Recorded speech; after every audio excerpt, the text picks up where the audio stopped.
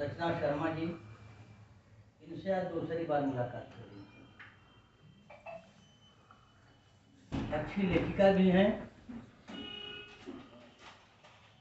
और अच्छे संचालक भी, लेकिन यहाँ क्यों नहीं कर रही हैं ये मुझे नहीं समझ में आ रहा। जो आदेश मिला है भाई श्रद्धानंद जी तो हम सभी लोगों के पुरोधा के रूप में एक्सीडेंट हो गया था, उसके नाते मैं नहीं पढ़ पाया। मैं ईमानदारी से बता रहा हूँ, कौन सा जान रहे हैं। शुरुआत करता हूँ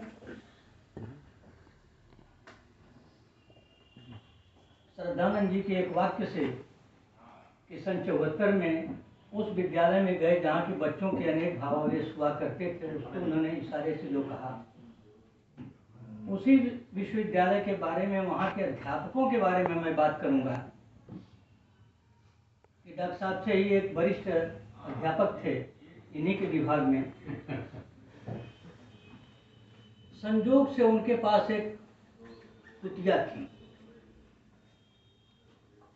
विजय बलियाटिक नाम था उनका, और वो कुतिया इतनी ईमानदार थी कि जब विजय जी जब अपने घर से चलते थे और डिपार्टमेंट आते थे तो उनको छोड़ने आती थी और फिर चली जाती थी, और जब शाम का समय होता था उनके वापसी का तो फिर आती थी और फिर जाती थी। लेकिन विजय जी उसको क्या कहते थे? कुतिया जी कहते थे। एक तरफ बच्चों का इन्होंने जो बताया कि कट्टा रिवाल्वर, वहीं उस अध्यापक की भी स्थिति थी कि जो पशु को भी कुतिया जी कहता है। अब सीधे आता हूं पुस्तक पर, क्षमा करेंगे बहुत नहीं बोल पाऊंगा। पुस्तक में इतिहास, दर्शन, मनोविज्ञान की बात, जैसा कि डॉक्टर साहब ने कहा, साथ ही साथ पूरा समाज और साहित्य भी है। साहित्य के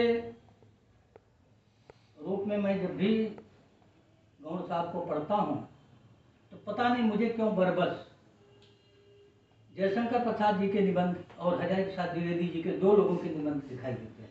वही स्वरूप दिखाई देता है लेखन का। अभी जयद्विवेत लंकेश को जब मैंने पढ़ा था, उसकी समीक्षा हो रही थी, तो मैंने कहा था कि प्रसाद जी की भाषा जो है इस समय आ गई है।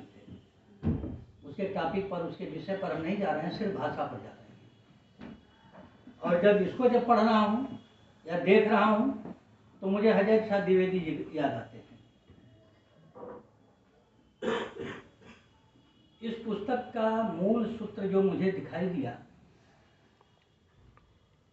कि जीवन का उच्च स्तर या उच्च भाव जीवन के स्तर को ऊंचा उठाता है, और जीवन के सोच अगर गंदी है, निम्न स्तर है, तो जीवन के स्तर को भी नीचा गिराता है। पलायन की बात अगर आप कर रहे हैं तो ईश्वर सर्वत्र है, ब्रह्म सर्वत्र है, संस्कृति सर्वत्र है, रूप उसके अलग अलग। अभी काशी की बात हो रही थी, ये काशी का प्रभाव है जो दैन्य पलायन में जो लिखा गया है। एक अंग्रेज आता है ईश्वर की खोज में काशी में, ये सही घटना बता रहा हूँ। और पूरा काशी भ्रमण कर लेता है, तमाम मठ मंदिर मस्जिद सब घूम लेता है, लेकिन उससे ईश्वर कहीं नहीं दिखाई देते। तो दीन होकर के वो आ रहा है काशी में, अपने विदेश से, अपने देश से। और जब एक दिन बड़ा निराश होकर के गंगा के किनारे से जब जा रहा था तो देख रहा है कि एक काला कलूटा 12 या 13 साल का मल्लाह का लड़का गंगा में खड़ा होकर के गंगा में ही पेशाब कर रहा है। उसने पूछा, अरे बेटा तुम क्या कर रहे हो? तो गंगा माता है।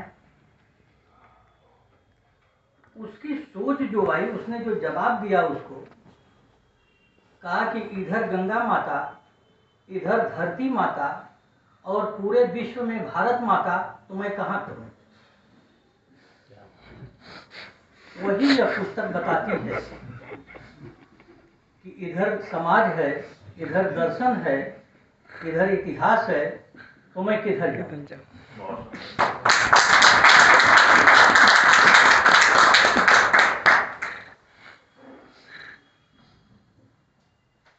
शैलेंद्र श्रीवास्तव जी ने जैसा कि कुटज की बात उठाई, मन की बात उठाई, शरीर की भी बात उठाई कि कुटज का शरीर है कि जितना ऊपर उतना गहराई में अतल तक जाता है, तल तलातल अतल वितल जितने तल हैं वहाँ तक जाता है।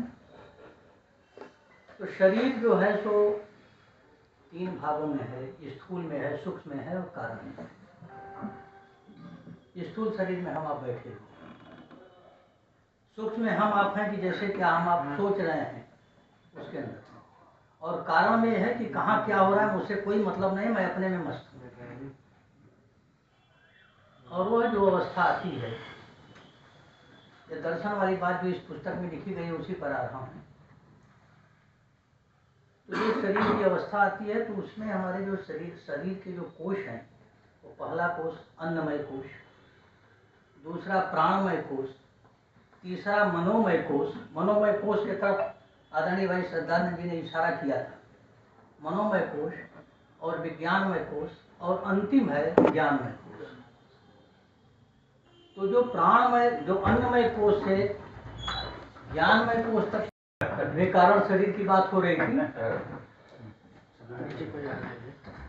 तो अन्नमय कोश, फिर चौथा जो है विज्ञानमय कोश और अंतिम है ज्ञानमय कोश। तो अन्नमय कोश से जो एक वृत्त बनता है और ज्ञानमय कोश तक आता है, यह पुस्तक बताती है कि न तुम दीन और पलायन दोनों की बात करती है। तीसरी चीज परिवार के टूटने की बात, जैसा कि हमारे प्रधान जी ने कहा कि परिवार क्यों टूट रहे हैं।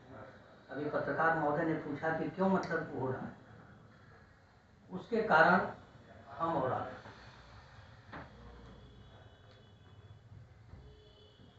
कारण यह है कि, और अन्यथा मत लीजिएगा, यहाँ आप लोग देवी शक्तियाँ बैठी हुई हैं, माता जी लोग ज्यादा बच्चों का मन बढ़ा देते हैं दुलार में, इसलिए परिवार टूट रहे हैं। और हम अपने बच्चे पर भी अंकुश अगर रखना चाहते हैं तो ये लोग तुरंत कहते हैं अरे क्या क्यों आपको कर रहे हैं। मैंने जो अनुभव किया 80% की बातें आ रही हैं। दुलार में, लाड़ में, प्यार में ज्यादा ये सब चीजें चल रही है। दुलार प्यार लाड़ उतना ही होना चाहिए जितना आपको प्राइमरी स्कूल में डंडे लगे होते थे, जो बालक कुछ अनुचित करें। वो स्वामी तुलसीदास ने कहा कि जो बालक कुछ अनुचित करें,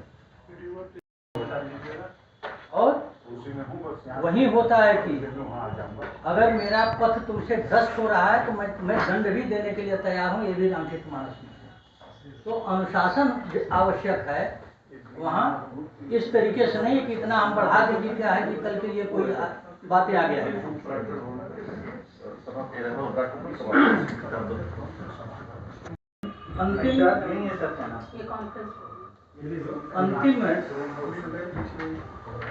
अंतिम रूप में मैं अब इसे समाहित कर दे रहा हूँ कि संस्कार और विद्यालय की बात जो आई कि संस्कार और विद्यालय कैसे हैं। तो मुझे ऐसा लगता है कि इसमें से प्राय 20-25% ऐसे लोग होंगे जो गांव की प्राइमरी स्कूल में शिक्षा पढ़ते हैं, जिसकी दीवारों पर लिखा था सत्य बोलो, जीवों पर दया करो, परोपकार करना ही जीवन है। और सब लोग आए बड़ी भारी भरकम डिग्री लेकर के फिर उस गांव में गए होंगे, तो प्राइमरी विद्यालय की दीवारें ढह गई थीं और वो सारे के सारे शब्द लुप्त हो गए थे। और वे शब्द लुप्त हो गए तो हमारे संस्कार भी लुप्त हो गए। ये जीवन का, ये जो है वैल्यू ऑफ एजुकेशन, शिक्षा का क्या मूल्य होना चाहिए, इस पर ध्यान देना चाहिए। इसीलिए हमारे आपके संस्कार भी बिगड़ रहे हैं। पुस्तक न पढ़ने के कारण मैं सबसे क्षमा मांगता हूँ, लेकिन पुस्तक यह जरूर बताती है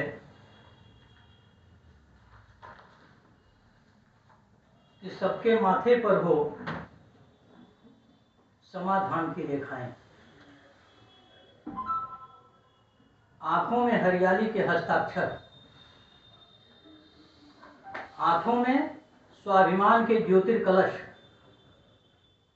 और काया पर बसंत का विज्ञापन। यह पुस्तकें बताती है।